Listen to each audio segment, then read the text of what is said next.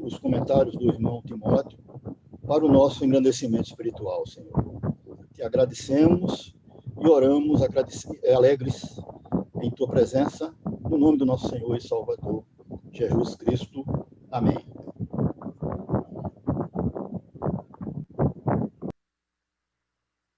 Obrigado, irmão.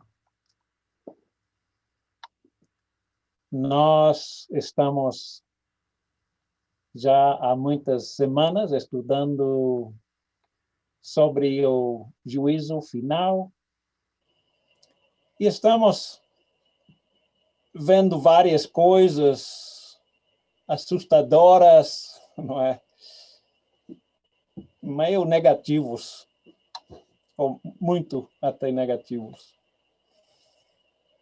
Hoje nós queremos ver também o outro lado.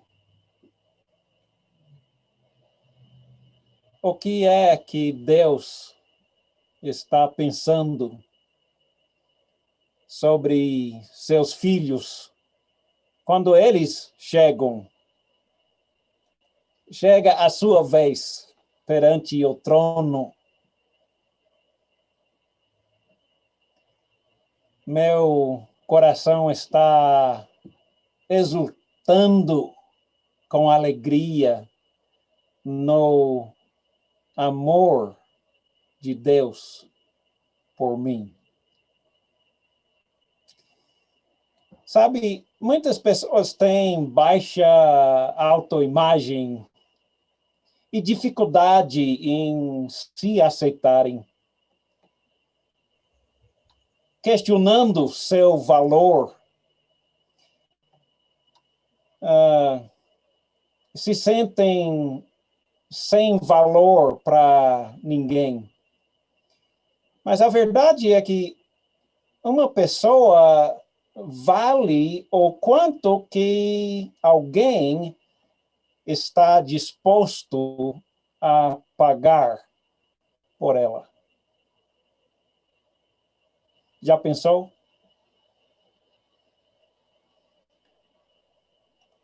Eu já visitei aquele palco onde antigamente vendiam escravos na cidade baixa de Salvador, onde um escravo ficava para ser vendido num leilão. Quanto vale este, não é? E o valor de cada pessoa escrava foi marcada, definida pelo valor pago por ele.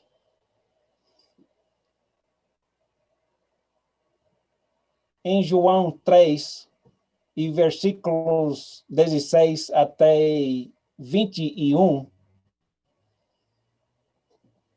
o próprio Jesus falando, porque Deus tanto amou o mundo, tanto amou. Se nós sentimos rejeitados, não amados, é porque não sabemos. Porque Deus tanto amou o mundo, ou seja, você e eu, que ele pagou um preço caro.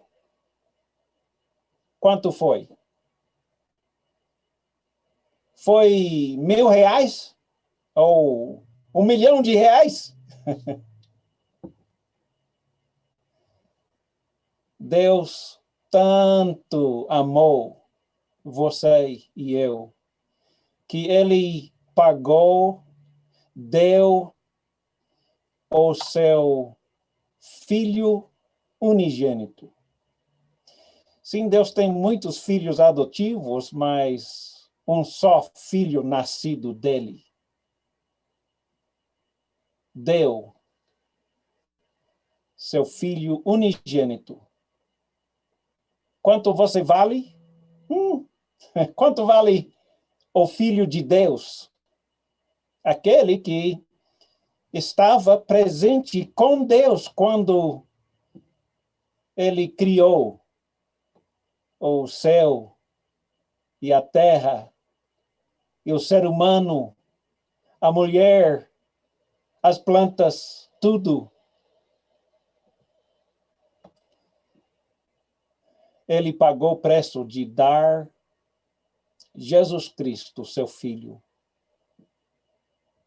para que todo aquele que nele crer não pereça, mas que tenha a vida eterna.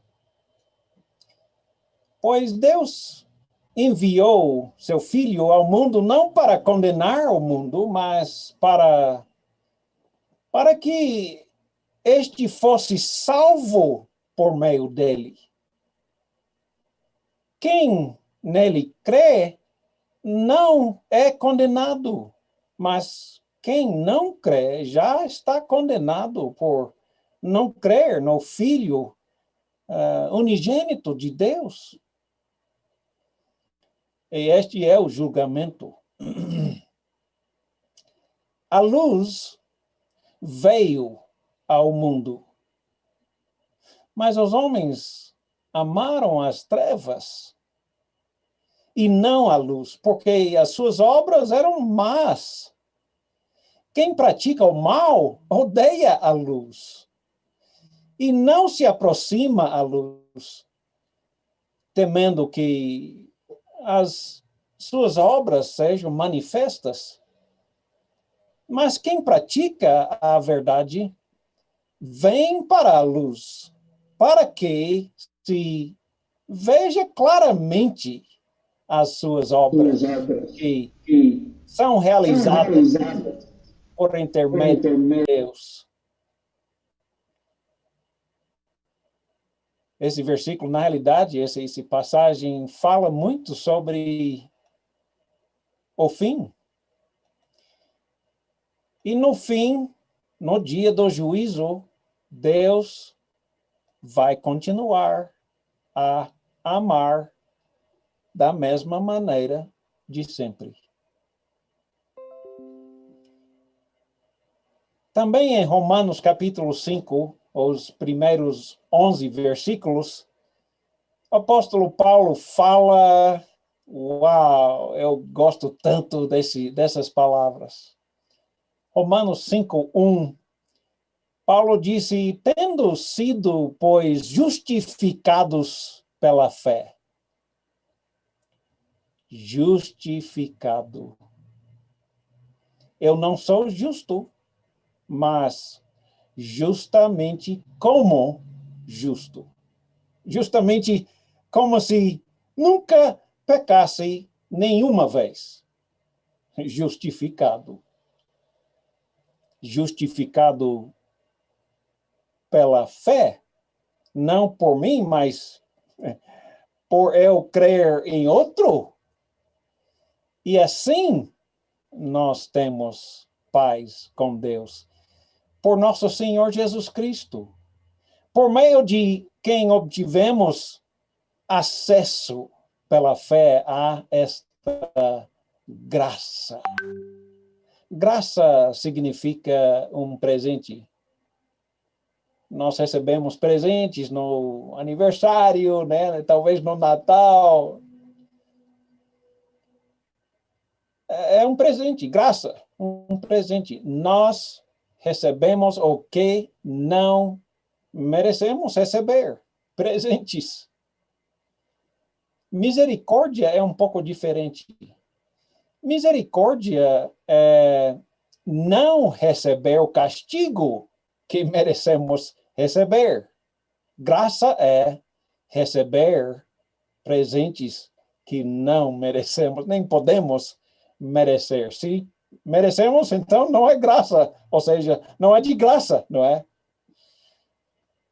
Mas obtivemos esse acesso pela fé na graça, na qual agora estamos, no tempo presente. estamos firmes.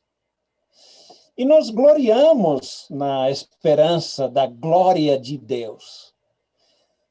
Não só isto, mas também nos gloriamos nas tribulações, porque nós sabemos que a tribulação produz perseverança. E a perseverança nos dá caráter aprovado. E o caráter aprovado nos traz esperança. E tendo esperança, isso não nos decepciona, né? Porque Deus derramou seu amor em nossos corações por meio do seu Espírito Santo que ele nos concedeu. Pergunta: Deus derramou ricamente no seu coração o seu amor através do Espírito Santo que ele te concedeu? Às vezes temos corações duras para aceitar essa graça, esse presente. Estando na fila de fuzileiros para ser morto, ele tomou nosso lugar. Que presente, não é?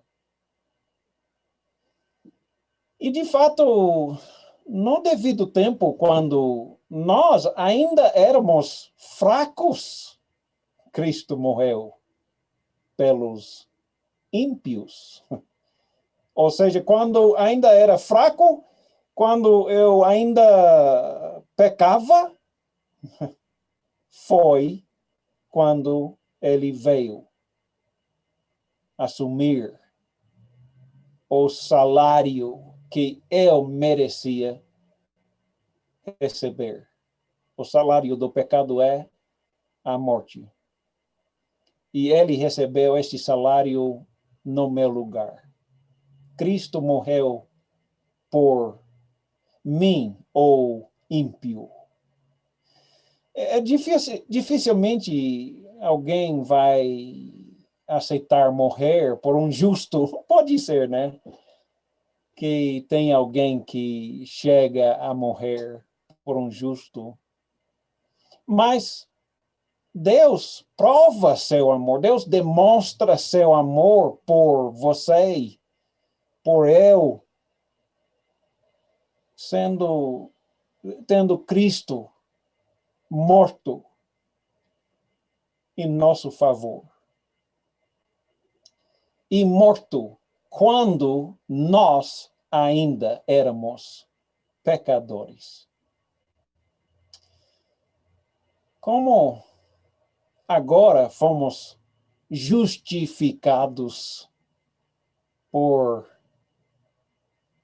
seu sangue, muito mais ainda, por meio dele, seremos salvos da ira de Deus. Merecemos a ira, isso é misericórdia. Merecemos a ira, mas não recebemos. Isso é misericórdia. Merecemos receber essa ira de Deus. Sim, eu e você já vimos pessoas iradas, não é? Zangadas, brabas. Mas eles têm um certo limite, né? O que eles podem fazer. Deus não tem nenhum limite. A ira de Deus também não tem nenhum limite. Se quando nós éramos os inimigos de Deus, fomos então reconciliados com ele mediante a morte de seu filho, quanto mais, tendo sido reconciliados feitos amigos novamente. Sendo inimigos, ele nos fez amigos de novo. Reconciliação. Fomos reconciliados. E então seremos salvos por causa da vida de Jesus.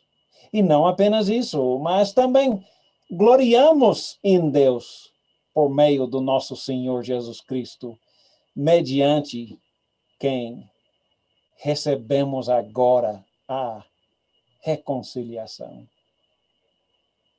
Separação é terrível. Reconciliação é igualmente gostoso demais. É exatamente o contrário de separação, divórcio, reconciliação.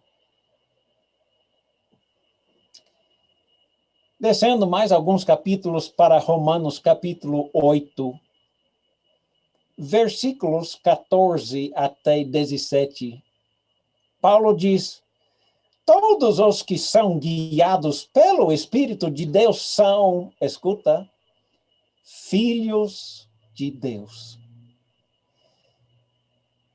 Pois vocês não receberam um espírito de escravidão, novamente, que nos encha de medo, mas nós recebemos o espírito de adoção como filhos.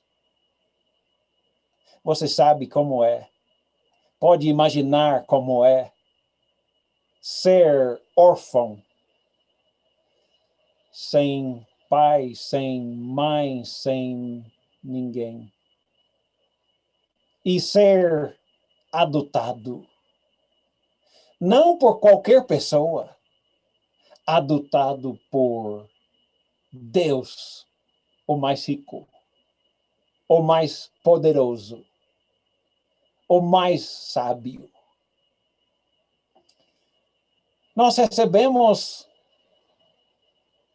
não o Espírito que nos encha de medo, e sim aquele Espírito, o Espírito Santo, que nos encha de relacionamento, reconciliação. Ele nos chama filho, filha. E através desse espírito de adoção, clamamos, Paiinho, não é? As crianças, eu fico ouvindo, né? Pai, não é? Cadê papai?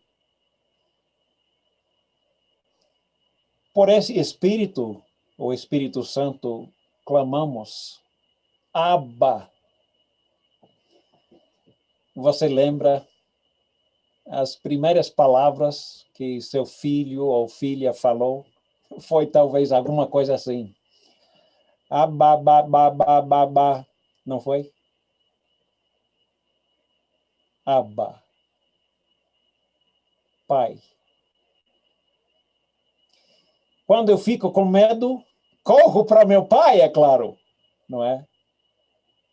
Ele é forte para me defender de qualquer perigo, qualquer medo que me amedronta. O próprio Espírito testemunha com o nosso espírito pessoal que nós somos, de fato, filhos de Deus. De fato, filhos. Não, ele nem acrescentou adotivos, não. Filhos de Deus. E sabe, se nós somos filhos, esqueça esse negócio de adotado. Somos filhos. E, sendo filhos de Deus, somos herdeiros de Deus. Co-herdeiros com Cristo. se, de fato, participamos do seu sofrimento, para que também participamos da sua glória. O apóstolo João, em 1 João, capítulo 3, e no primeiro versículo, João fala: vede que grande amor nos tem concedido o Pai, ao ponto de sermos chamados filhos de Deus. Não, ele nem fala filhos adotivos, não. Filhos de Deus. E, de fato, somos filhos de Deus, apóstolo João, como o apóstolo Pedro também acaba de falar. E por essa razão, o mundo não nos conhece. Portanto, não o conheceu a ele mesmo. Também, 1 João capítulo 4, e versículo 8. Aquele que nos ama, que não ama, não conhece a Deus, pois Deus é amor. Pode definir amor numa só palavra, né? Deus. Pode definir Deus numa só palavra, amor. Você já pensou sobre o resumo da Bíblia? De capa a capa, sim, numa palavra. Amor. Ou Deus. A Bíblia é um livro, como um livro romântico, cheio de paixão, de amor de Deus por nós, pecadores. Deus é amor. Nisto se manifestou o amor de Deus em nós, em haver Deus enviado seu Filho unigênito ao mundo para vivermos por meio dele.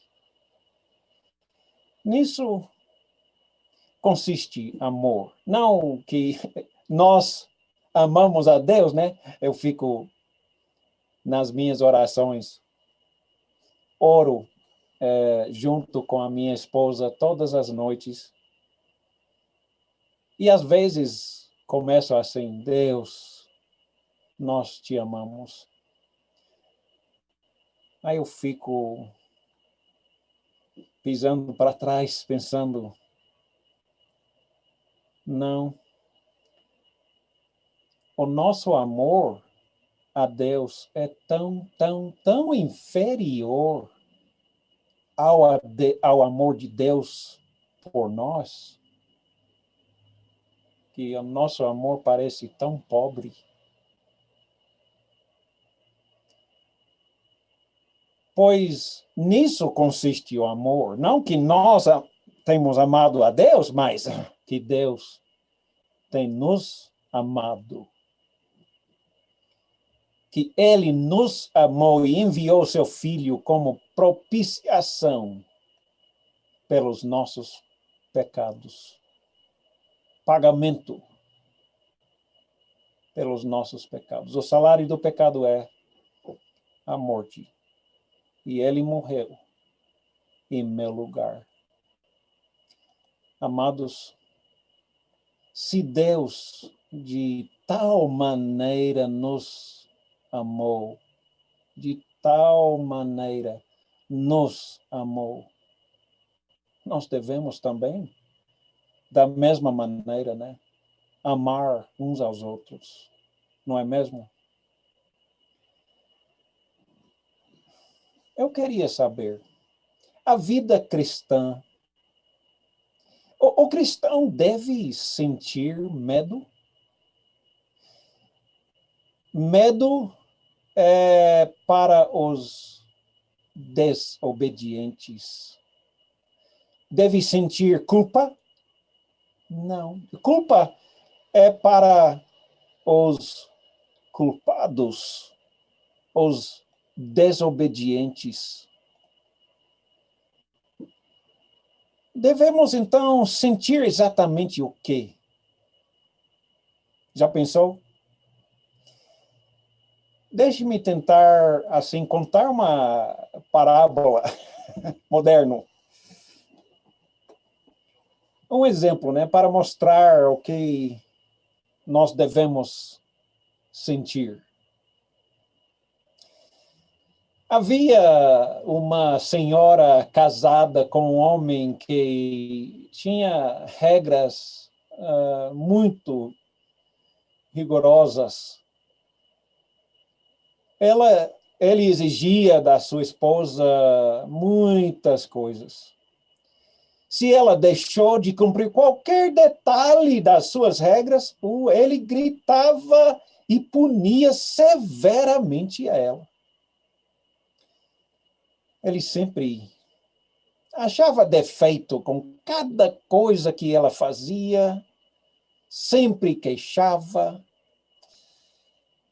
Uma vez, quando ele estava gritando e condenando ela, ele fez uma lista. E essa lista era a lista de suas regras, obrigações, e pendurou essa lista de obrigações na parede, para ela poder nunca mais esquecer ou errar qualquer detalhe de qualquer regra, obrigação.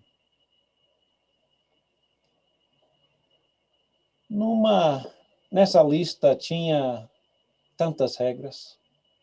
A hora exata quando deve estar preparado cada refeição, exatamente que comida deve preparar, varrer a casa, passar o pano no chão, fazer as coisas, as compras exatamente como ele desejava, lavar a roupa. Ela fazia tudo, mas o tempo todo ela chegava a detestar a vida desse homem. Chegou um dia que esse homem morreu. E foi para ela um grande alívio. Um grande alívio. Ela facilmente chegou a uma decisão de jamais se casar novamente. Ela odiava a vida e odiava os homens. Mas depois de vários anos, ela foi lentamente conquistada por um outro homem. Ela se sentiu cada vez mais contente com esse homem.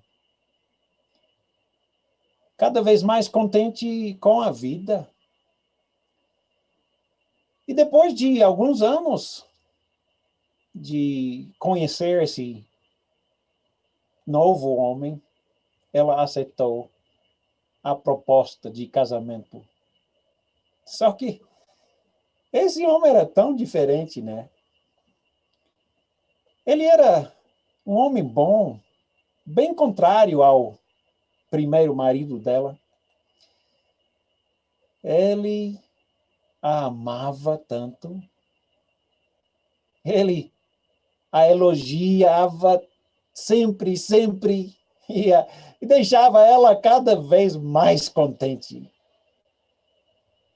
E contente também com a própria vida. Ela agora gozava da vida e adorava o seu marido. Chegou um dia, quando ela estava limpando, ela abriu uma caixa grande que estava armazenada. Quando achou aquela lista antiga, aquela lista de regras, de deveres do ex-marido.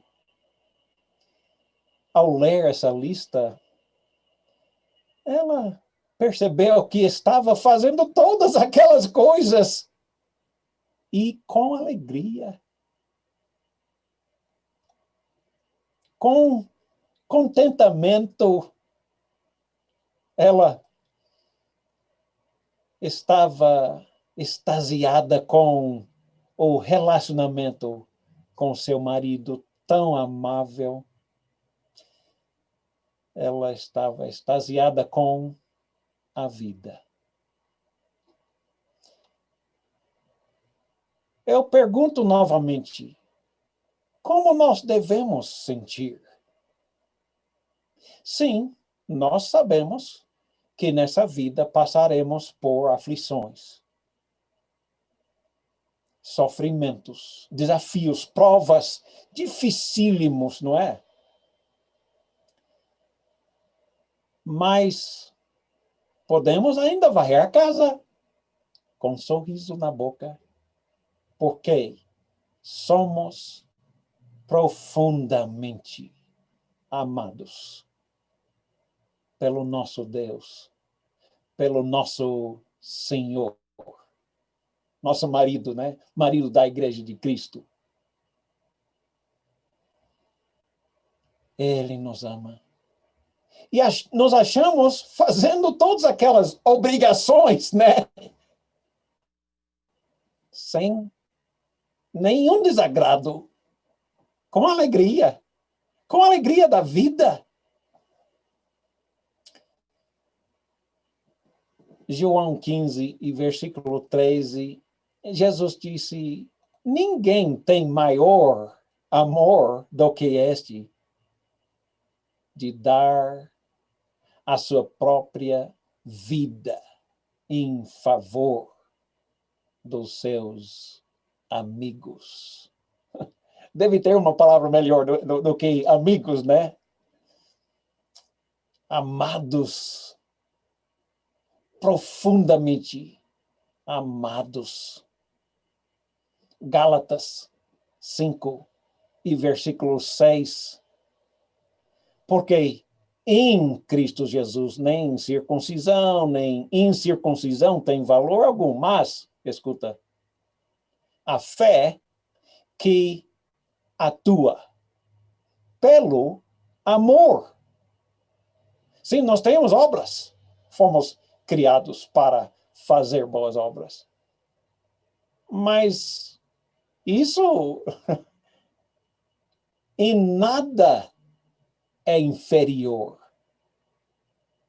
Obedecer, fazer o melhor com um grande sorriso em nossa boca.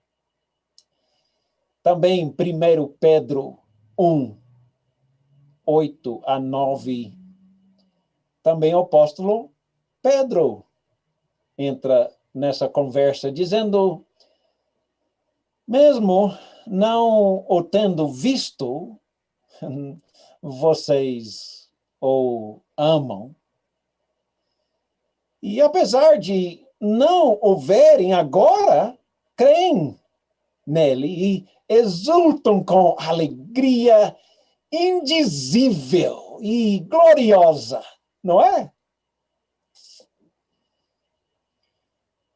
Pois vocês estão alcançando o alvo da sua fé, a salvação das suas almas. Gente que está em Cristo Jesus. O que devemos sentir ao passar a vida cristã? Sim, vamos sofrer, sim. Mesmo assim, exultamos com alegria indizível e gloriosa. Amém? Isso é boas notícias. Segundo Coríntios, capítulo 8, versículos 8 e 9.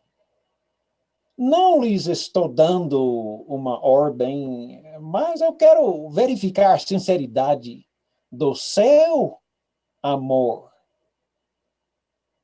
Comparando com a dedicação dos outros, pois vocês conhecem a graça de nosso Senhor Jesus Cristo, que, sendo riquíssimo, se fez pobríssimo por amor de vocês, para que, por meio da sua pobreza, nós tornássemos riquíssimos em Cristo Jesus.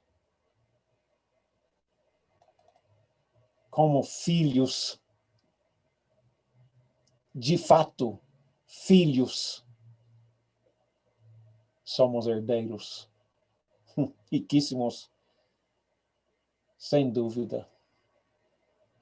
Romanos 5, versículos 6 a 11, novamente vendo algumas passagens, porque Cristo, quando nós ainda éramos fracos, morreu a seu tempo pelos ímpios. Dificilmente alguém vai morrer por um justo, mas pode ser, né, que alguém se anima a morrer. Mas Deus prova seu amor, seu próprio amor para conosco, pelo fato de ter Cristo morrido por nós, sendo nós ainda pecadores. E logo muito mais, sendo justificados pelo seu sangue, seremos por ele salvos da ira. Porque se nós, quando inimigos, fomos reconciliados com Deus, mediante a morte do seu filho, muito mais, estando já reconciliados, seremos salvos pela sua vida. E não apenas isso, mas também nós gloriamos em Deus por nosso Senhor Jesus Cristo, por intermédio de quem recebemos a reconciliação. Quase as mesmas palavras, o apóstolo Paulo outra vez fala em Efésios, capítulo 2 e versículos 1 até 10. Efésios 2, 1. Vocês estavam mortos em suas transgressões e pecados, todos nós, nos quais nós costumávamos viver quando seguíamos a presente ordem deste mundo, o príncipe do poder do ar, o espírito que agora está atuando naqueles que vivem na desobediência. Anteriormente, todos nós também vivíamos entre eles, satisfazendo as vontades da nossa carne, seguindo os nossos desejos e pensamentos como os outros. Nós éramos, por natureza, merecedores da ira de Deus. Todavia, Deus, que é rico em misericórdia, pelo grande amor com que nos amou, deu-nos vida com Cristo. Quando ainda estávamos mortos em nossas transgressões, pela graça, é um presente de graça que nos salva. Deus nos ressuscitou com Cristo. Se lembra seu batismo? Ele nos ressuscitou com Cristo e com ele nos fez assentar nos lugares celestiais em Cristo Jesus, para mostrar nas eras que hão de vir a incomparável riqueza da sua graça, demonstrando, provando em sua bondade para conosco em Cristo Jesus. Pois vocês são salvos de graça, salvos, um presente por meio da fé. Isto não vem de nós não fizemos nada que nos faz merecer alguma coisa boa, pelo contrário, né? Já fizemos pecado que nos fez merecer a morte. Mesmo assim, recebemos o dom de Deus. Não por obras, para que ninguém pode se orgulhar, se gloriar, porque nós somos criados em Deus, realizado em Cristo, para fazermos boas obras, as quais Deus preparou antemão para praticarmos.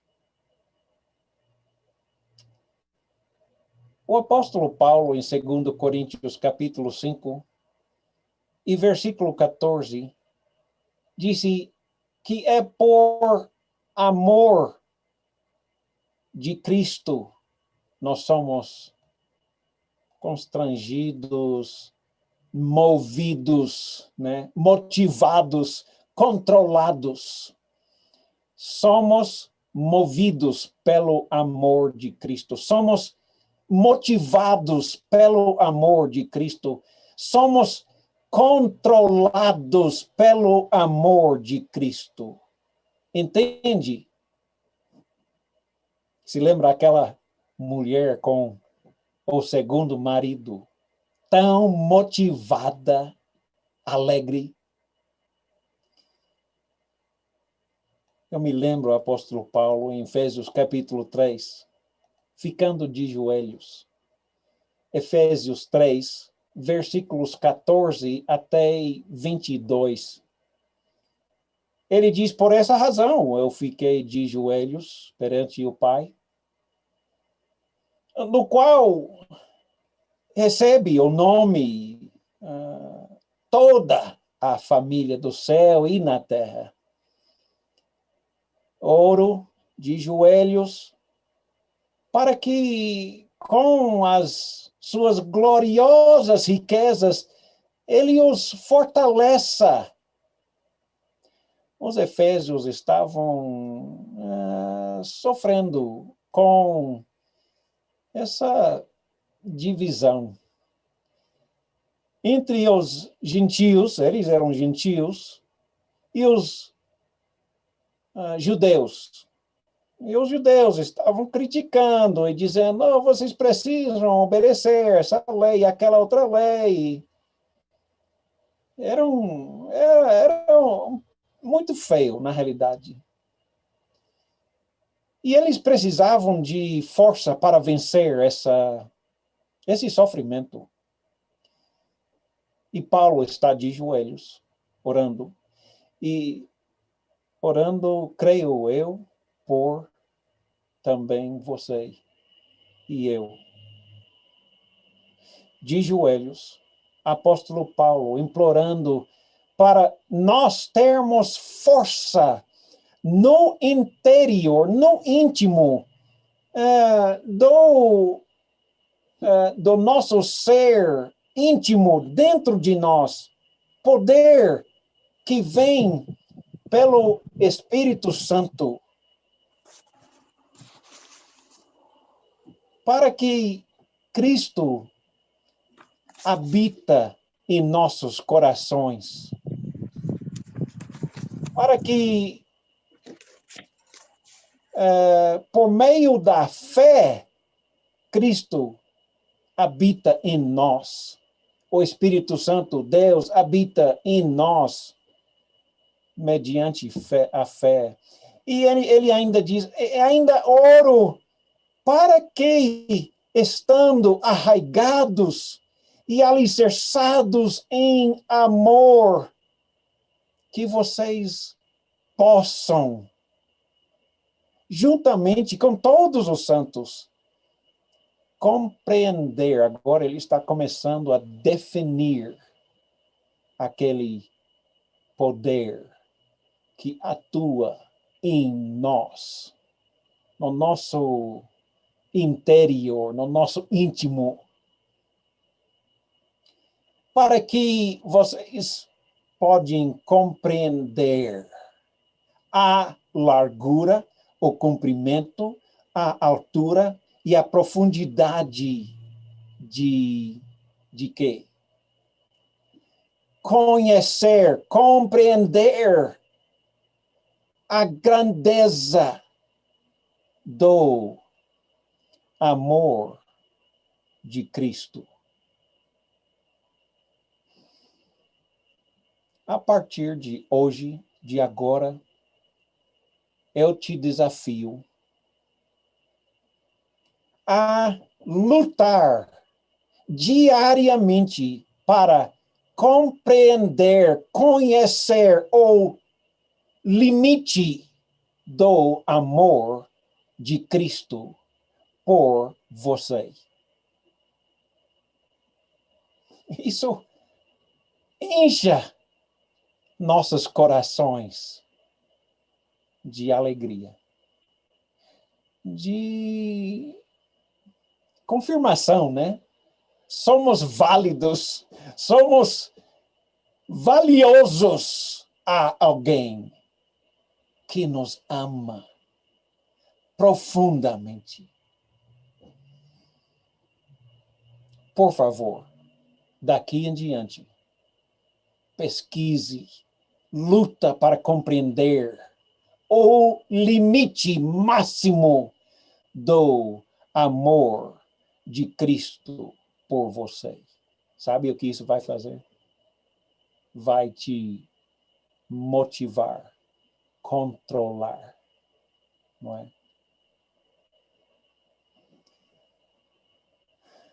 Da mesma maneira, Paulo está orando por nós. Que nós também tenhamos o Espírito Santo em nós, nos ajudando a compreender cada vez mais a grandeza do amor de Cristo por nós. Esse é o poder em nós, no nosso íntimo, que nos move, motiva, constrange, controla. Compreender, conhecer o amor de Cristo que excede o conhecimento. Eu falei os limites, nunca vai conseguir achar os limites. Não são conhecíveis. O amor de Cristo. Para que vocês sejam cheios de toda a plenitude de Deus. Como? Conhecendo, através do Espírito Santo habitando em nós, a grandeza do amor de Cristo por você. Escuta. Talvez vocês já ouviram essas palavras. Palavras até conhecidas. São assim. Aquele que é capaz de fazer infinitamente mais do que tudo que você pode pedir, tudo que você pode pensar, de acordo com o poder que está atuando em você. Já ouviu essas palavras? Uau! É versículo 20. Você já leu este versículo dentro do seu contexto? Qual é aquele poder atuando em nós sem limites? É o conhecer o amor de Jesus por você. A Ele seja glória na Igreja de Cristo, por todas as gerações, para todos sempre. Amém? Uau! Só posso imaginar o apóstolo Paulo de joelhos, orando esta oração por mim, por você. É verdade, os desobedientes se sentem culpa, medo, vergonha, dor. Mas os que estão em Cristo têm uma vida nova, não é? Nova criatura. Os novos convertidos ainda não aprenderam a andar. Não, eles estão aprendendo, né? Vai levar tempo. Estão aprendendo a andar, aprendendo a falar. Abá, não é? Mas eles agora têm um coração sempre arrependidos, sempre confessando seus pecados a Deus, Pai um, e se levantando e com coragem, novamente tentando, caindo, levantando novamente. Quantas vezes um bebê vai cair antes de aprender a andar? Nós sabemos, Deus sabe disso, nós sabemos disso, não é? Nós que já temos amadurecido um pouco, nós que já temos mais tempo em Cristo, já vencemos muitas guerras, já vencemos vícios, mas continuamos, né, a ser tentados, provados. Nós temos que nos perguntar, somos sinceramente arrependidos dos nossos pecados? Temos perpetualmente esse coração sinceramente arrependido ou não?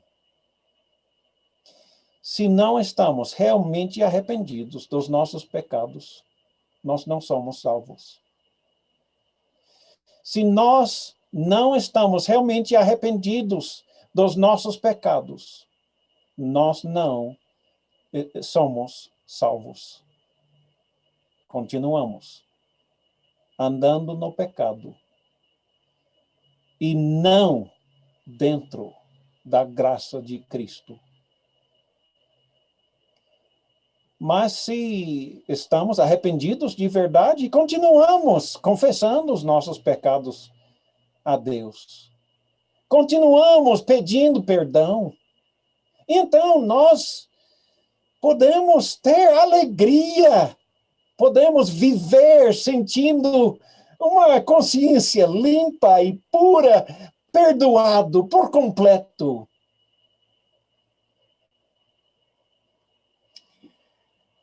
Deixe-me concluir.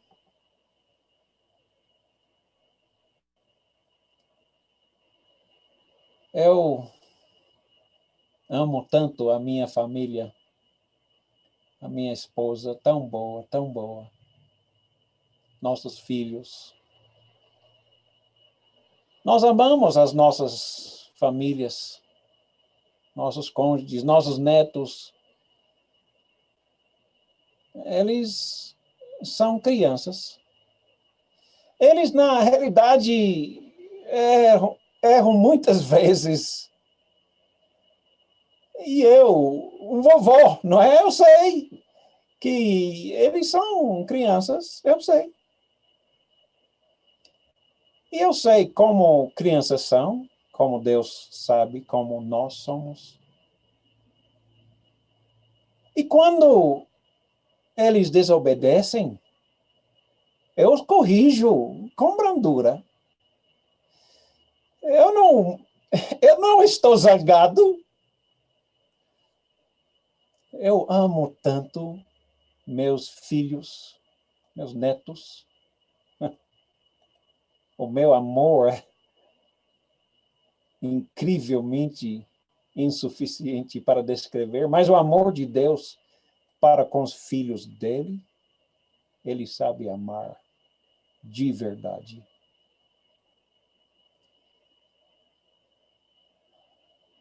Eu não posso pensar menos de meus filhos ou netos de jeito nenhum, porque eu os amo tanto, eu os amo tanto que nem percebo mal. São crianças, eu sei, não é? Eu entendo. Quando Deus olha dos seus para mim, para você, e nos ouvir dizer: Pai, eu errei de novo, por favor, me perdoe.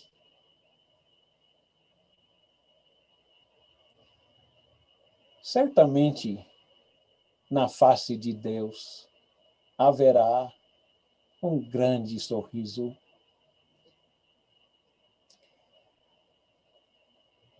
Talvez ele responda: filhinho, é fácil demais perdoar você. Você vem sempre correndo para mim, pedindo perdão. É fácil perdoar. É instantâneo, mal percebo. Eu te amo tanto.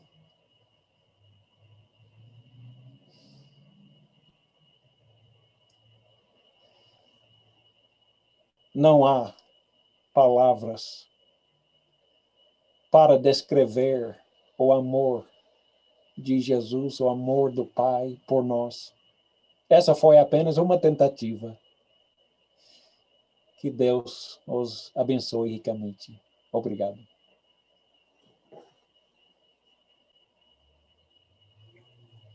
Amém.